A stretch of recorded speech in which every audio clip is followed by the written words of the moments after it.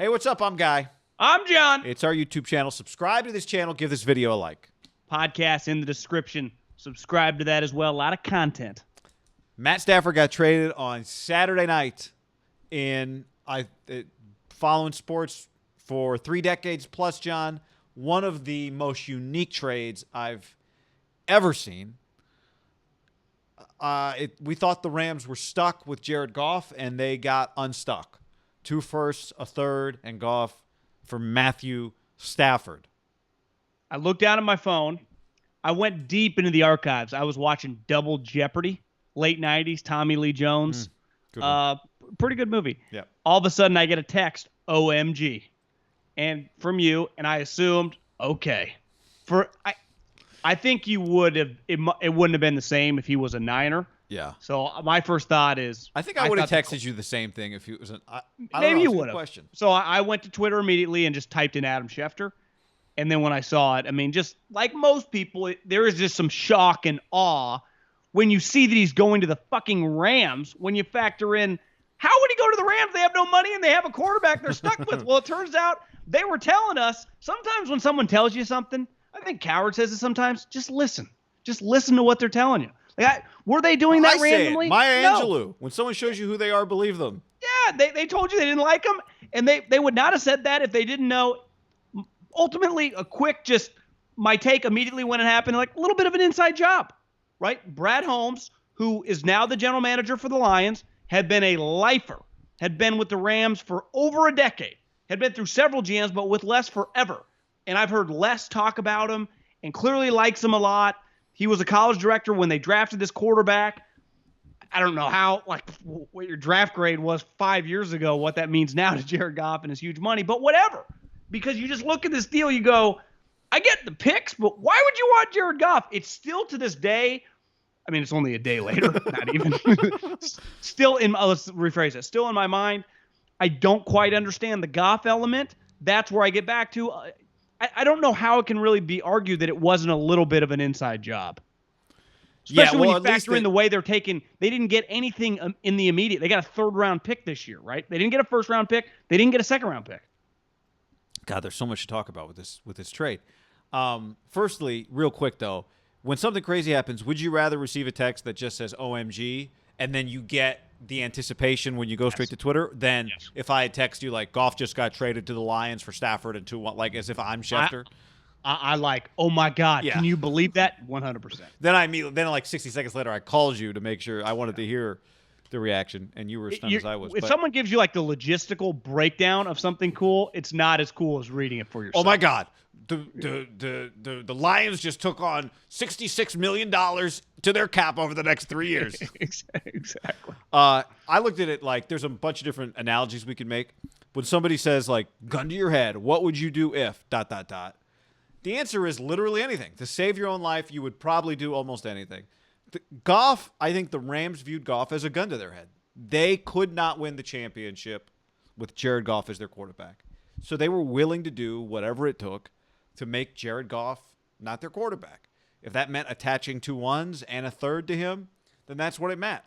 I understand why they did it. I'm with you. I understand. But you're saying 2 1s. You got to throw in the fact they don't have a 1 this year. Well, and all these reports, all these teams are offering a 1 now. They're offering a 1 now. And they said, the Lions said, no, we'll take your later ones, which anyone in NFL front of office, you got to take percentages off those 1s and the quarterback that no one wanted. Like they had been in the ether of like the Rams are sniffing around on Stafford. And most of normal people, I'm not even talking about fans, but fans, I think, understand, like, how the hell is this possible? And I was just kind of like a fan. How the hell is this going to be possible? Yeah. And then it happens. Yeah. I'm still a little shocked, Guy. I am too. It's pretty crazy. And that's back to, it's an inside job. Like there's just, and I'm not saying that in a bad way, but the Rams, I'm giving them a lot of credit. They are instantly, the season doesn't even need to officially end, which it will when the Super Bowl happens. They're a big-time favorite next year. Yeah, but explain what you mean by inside job. I mean, because part of inside job in this case is the GM of the Lions drafted Jared Goff. Like clearly was there part of it. Yeah, right. They valued Goff. The Lions did more than a lot of people. But I also think did they get the 3rd round pick because they took Goff, or did they get the extra first because they took Goff? Because I view it like they got we'll the find extra more out this week. first. How Was many somebody else offering 2 1s? Yeah, I don't know that for sure. I do know, which I think we all know now, several teams were offering 1s.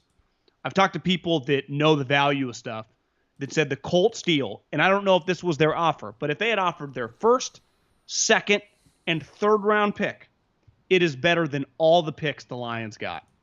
Because a first rounder 3 years away is worth 70% of what the Rams don't have a first rounder, but if they did, is worth right now. Right. Like a 2022 first is worth like a 2021 second. Yeah, it's like 85% of the value.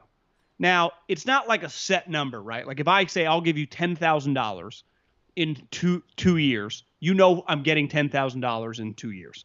Now, any human knows, especially if you've taken a finance class, that money is not as valuable in 2 years than it is right now. The difference with a draft pick is like that number, if it goes Houston Texans, could be that $10,000 in 2 years could jolt to like $50,000 in 2 years, right? Yeah. Or if they win the Super Bowl, that could be worth $7,500. So there's just an unknown with draft picks on the success of that franchise. But the Goff contract, the Lions are paying him $43 million the next 2 years. That is money that the Rams are just. I'm basically Stafford is cheaper than Goff, and you're paying for it. So I know Peter Schrager. Listen, I like the guy. I know he's tied with McVay, and they want to make it look like a lot of people are lining up for Goff, and he would have had a market. I'm going to push, and I don't claim to know most teams in the league, but I know a couple, and I can ask around, and I haven't found one positive thing on Jared Goff. You and me, if you live on the West Coast, you just consume a ton of NFC West football, and even when they're not playing the Niners or Seattle, you just see a lot of Jared Goff. When you factor in his money, you can't – like Stafford had a big market. Now, like the Washington football team, the Colts, the Niners, they might have had like a line where they were not willing to go over, but he had a market. You can't convince me Goff, like besides like, hey, we'll give you a 7th, you eat a little of the money, we'll take him. The teams were lining up to give you a 3rd-round pick for him. No, that's why I think he had been playing so poorly. He was terrible against the Jets. That's why I'll be surprised if anyone else offered 2 1s, because 2 1s you'd have to take that over what the Rams offered you. Especially if one of the ones is right now, right? Yeah. So if the Colts are offering, hey, we'll give you 2 1s, you're getting a pick right now. Another one of my just assumptions with the Lions, they're cool with kind of bottoming out. And when I say bottoming out, they're really looking toward sucking this year and next year. They're now not forced to take a quarterback. The problem, my pushback would be Jared Goff is actually, for as much shit as everyone's talking about him, he is not like a Mike Glennon or something. You'd have been better off not taking Jared Goff, signing some scrub, winning 2 or 3 games, getting a top 5 pick. Like Jared Goff, to me, if Dan Campbell and his coaching staff is decent, would it shock you if they go like 6-10 and they're just in no man's land drafting at 10? I'd be a little surprised if they win 6 games, but I get your point. Like you could do a lot worse if you're really going to bottom out. He's way better than a lot of crappy guys you could easily sign for cheap. I think they just viewed it like, how do we get the most 1s for the future? And the beauty of having 1s in the future is that if you're not going to be good for 2 or 3 years, you know, drafting a player right now in the first round, if you're not going to be good for 3 more years, in some ways, even if you nail the pick, kind of throws your cycle off because he's almost too good too early because he's going to be expensive in 4 years when you're actually trying to get good. So in that way, it really pushes their clock back. Like I don't hate it from that perspective for them. And the other thing I wonder is, there might have been another factor here, which is maybe Washington did make a better offer, and Stafford's like, I don't want to go there. Well, and that's been reported. They really wanted to take care of him. He has been, and we'll talk about Deshaun later. There are 2 ways to handle things. And Tom Condon, Matt Stafford, this is about as professional of a divorce as you'll ever see, right? Yeah. He worked with them, reported that him and Dan Campbell spent like an hour breaking down the roster. If you told me like Matt Stafford and Dan Campbell were neighbors in another life, I could see them being friends. Like they probably would have hung out. I don't think it was contentious. They wanted to take care of them. And we'll get into the Niners. I'm sure they didn't offer as much, in theory on paper. And maybe they viewed Goff a lot better than Jimmy Garoppolo, which isn't crazy because Jared Goff plays. Jimmy Garoppolo does not. But from the Lions, I don't quite understand it all. From the Rams, easiest deal they'll ever make. Just to get Matt Stafford get rid of Jared Goff for some future ones. They clearly don't give a shit about ones anyway. Guy, right now on paper, again, if this was a normal year, the combine's not happening, The combine happens at the end of this next month. When we're recording this, I guess tomorrow's February 1st. We're still in January. So like a lot of movement can still happen. A lot of guys can still get traded. There are still teams playing. But the Rams, regardless what other teams do, including the Niners, I don't see how with Matt Stafford and the roster of the guys they already have, they're not just one of the clear favorites in the NFC. And until the Niners do something, to me, even with Seattle too, they're the clear favorite in the NFC West. The Rams are. The Rams are. Yeah, I agree with that. Based on the acquisition of Stafford, I would not have looked at them that way previously. And part of it was I knew no matter what the state of the Niners is, with a solid defense, they can beat Jared Goff. We saw it repeatedly. I said it. We've talked about it for a long time. That Goff is not a day off for the Niners defense, but it is what they've. Huh? You called it. Did I call it? Well, okay. Well, it's a day off. It's a vacation day. Stafford, because that's what it's been. Yeah. It's exactly. It is right up their alley. It is. It's what you get. They thrive against non-mobile quarterbacks, and not even just non-mobile quarterbacks, non-guys that can really just sling it. What he's been for them is if it's a divisional opponent in baseball, and somehow you play him 17 times, and you see their ace like once, like you just it's once again we're getting their third, fourth, and fifth starters. It's incredible. That's what Goff has been for the 49ers defense. So, bottom line, Rams have balls. They do, but bottom line, I think when you look at it like. They didn't have a choice. It's less about like how big their balls are and more about can we win a championship with this guy? If the answer is no, then we have to be willing to do a potential deal with the devil to get out of it.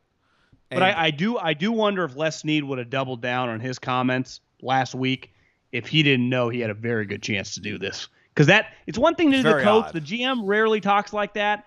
Almost knew. That's where he gets to the inside job. And I'm saying that to like diminish their accomplishment. He had to give 2 first-round picks. He had to give a third.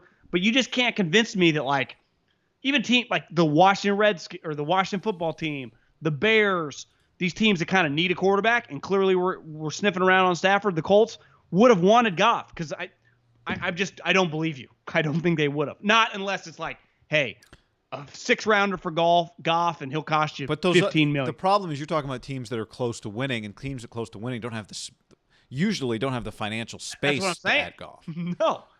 And talking to just different people around the league, and just if you follow the NFL, you know this, and it pisses some people off sometimes. Cap space in the NFL is a positive for 2 reasons. One, you can roll it over, and it's not because you're saving your owner money. It's just sometimes aren't players worth paying. And you can always pay a player. You can always pay someone in your team, so it gives you that wiggle room. Plus, it always allows you, when you are in a position like the Bills last year, okay, we'll trade for Diggs, and then we'll give him a bump. We're the Arizona Cardinals. We'll trade for DeAndre Hopkins, and we'll give him a bump. The flexibility, you hear about it more in the NBA than you do in the NFL, but it is very valuable in the NFL to not – it's why the Goff contract – 3 days ago, or less than 24 hours ago, was viewed to me as like an albatross. Impossible. Like, screwed. Yeah, I know. And now they're not. Do you believe he would have been traded if this thing hadn't materialized? Like, do you think some team would have traded for Jared Goff without them? No, but again, like I just don't think there were that many people that fit in the category that would have been able to do it. Because in order to get rid of Goff, you would have to be giving something else up with him, and you wouldn't give something else up with him, a sweetener, unless you were getting. I guess you actually could have done it without even getting Stafford in return and just said, we're going to go. We're going to trade Goff. We're going to send you Goff and 2 1s for something random. And then we'll use, then we'll go get whoever, Marcus Mariota or Ryan Fitzpatrick or, just make up a name. What I wonder is let's say Stafford was traded to the Colts and they wanted a quarterback. And you go, maybe they would have just taken, hey, we'll give you a 3rd-round pick. You take Jared Goff and you guys can just deal with Jared. They might have done that, right? See, I feel like you still would have had to give him something better than a 3rd to take Goff. I tend to agree, but I wonder then if it was this.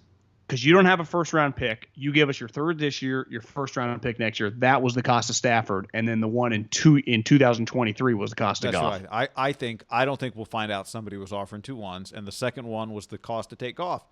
And that's why, I so say for them, it was worth it. Like, eat some of the money, get the extra 1st-round pick. It's like when you buy even though we don't get one now. But I do just wonder. I saw someone say this on Twitter actually, and it made some sense. That the one thing it was like a Lance Zierlein, someone like involved in the league, around the league that knows. This year's a little weird, right? Just the draft. You don't know that much about your players. There's no combine. Scouts weren't allowed Less in. Games. Some guys didn't play Aren't you going to be better off next year just evaluating the guys when you can go into schools and definitely in 2 years? So maybe you just they're taking a big picture view. But back to the Rams, they would do this. They might have thrown in another one to do this deal. Like they wanted him gone, and they wanted Stafford. They're not. The league rules prohibit them. Yeah, true. The other thing is they're in LA. I would add that too. Like being in LA might be a factor here, right? Like you just have to stay relevant. You just splash. You get rewarded for it. They're the most aggressive team in the NFL by a wide margin. There are some aggressive teams in the NFL. Like I don't see any part other of the reason team. they've had to be aggressive is they've signed 2 contracts that have been immediately terrible.